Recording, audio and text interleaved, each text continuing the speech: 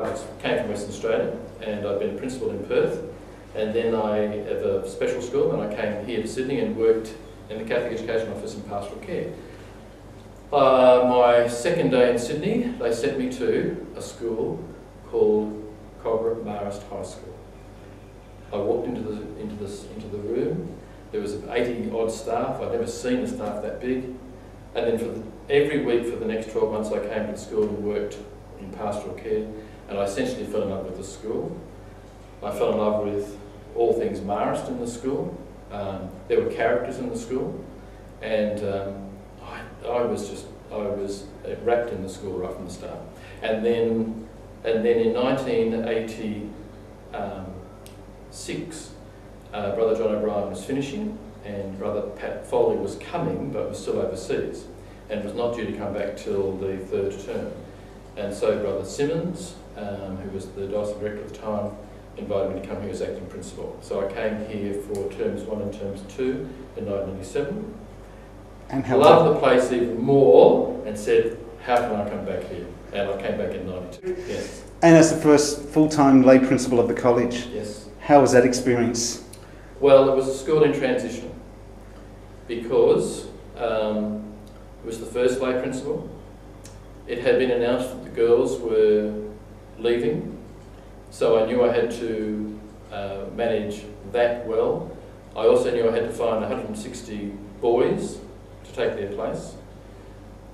The facilities, I don't know if you remember, you would all know the industrial arts facilities, just how bad they were, the art, the drama, the photography room. And so I knew I had to get money to build a new industrial arts complex and drama and art. So I knew I had to do these things very quickly and in such a way that the name of the school, can I tell you this story? Yeah. I didn't come, as you said, to the end of the first term, and so Brother Patrick stayed. I was principal of De La Salle Ashfield, and I was building, and so they said, finish your building and then come over here. And so Brother Patrick stayed on that first year, and Patrick tells the story that he received a phone call of complaint, and the complaint was that that the boys were being dreadful down the station, and ever since the brothers left, the discipline standards have just got in the plug on. And of course Brother Patrick had to say, well, in actual fact the brothers don't leave until Easter, so bring back after Easter. So out there in the community there was already, doubts, and would the name of the school deteriorate, would things.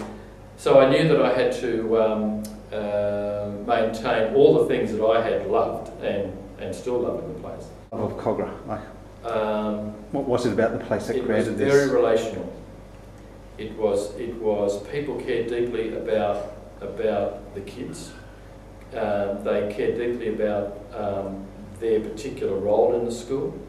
I think as a staff, I always felt that there was a great rapport between the teachers, and you were both here in those days. You remember, we would have fun times, yes. Whether it be up on the roof, whether it be down in the staff room, or whether it be at the RSL. Still do. Well, I think that's a characteristic of the place, and I think we all went through some of the deaths of staff. Yes. And the one that happened in my time was, of course, Jane. Yes. Yes. And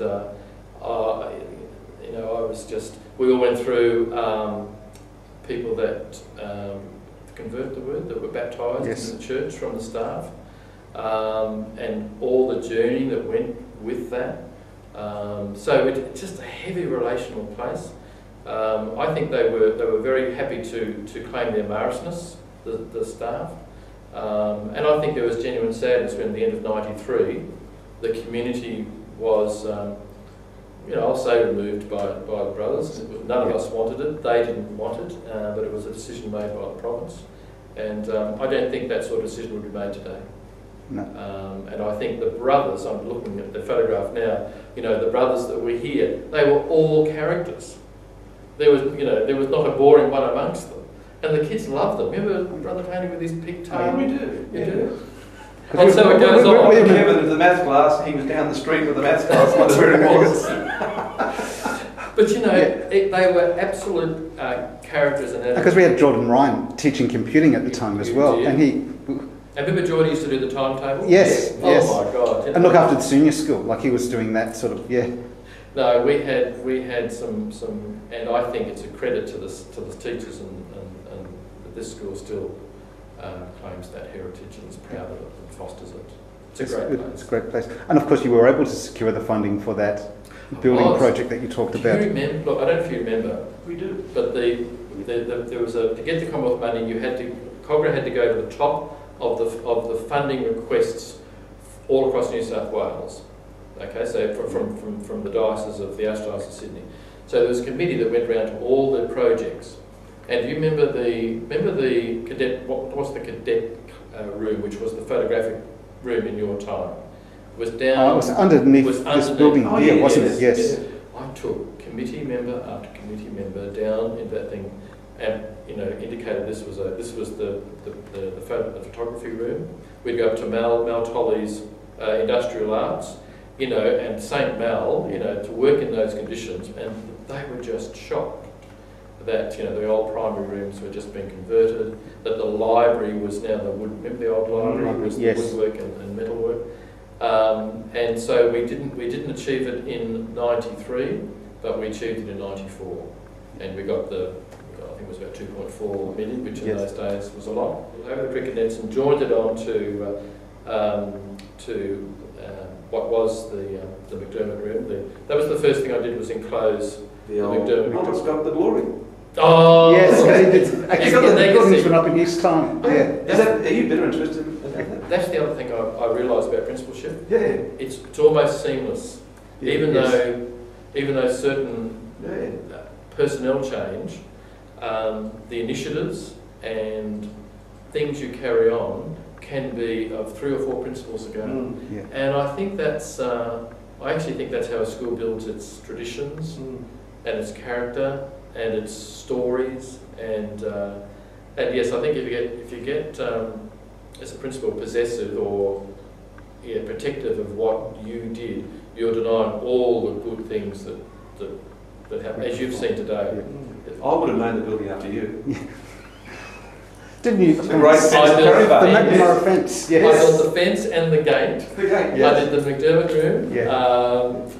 And when the brothers monastery became available, if you remember, I did not allow that to go to the school.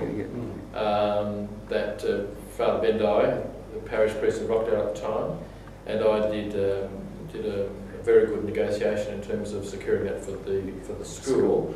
But the old monastery we kept as a special place of preserving the history. Sister Pat Anderson had started at that time, and she went off and did an archival course, and I asked Sister Patricia Anderson if she would start the archives in the school, and that we would use that part to begin. Now, that was the start. Then Brian Roberts came along and furnished it beautifully, and Pat kind of subsequent. So that's what I mean by seamless. The decision is. But because all this today, only because of what? Of Sister Patricia, absolutely, absolutely. And you too. She had the. She was in about a week ago for an interview, and like you. Did she? Yeah, she said. And she made mention of you and sort of Oh, it was one of those moments that has borne a lot of fruit. Yes. And I actually think, in terms of a school preserving its story, I think Cogra rivals St Joseph's, and probably St Joseph's the only one that has a facility like this. And I think if they came over here, they'd be very jealous. Good. Okay. But I have to say, and I'd like to say this on camera, I think the project that you've embarked in is very unique, and I think you'll be very, very proud of your endeavour, and I think other schools will move to, when they see this, will move to replicate it, and so I think if you can copyright it. Copyright the idea. But copyright the concept. But thank you, because I think the principals and the people you're interviewing will be sharing their love of the school.